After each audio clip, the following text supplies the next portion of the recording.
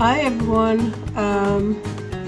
As you can see, the first part of my video somehow disappeared, but I'm going to put this video up anyway.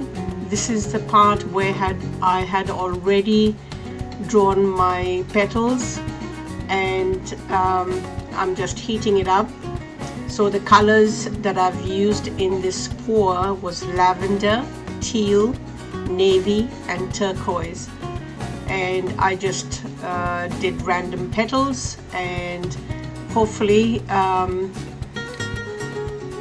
it comes out beautiful. So sit back, relax and see the process.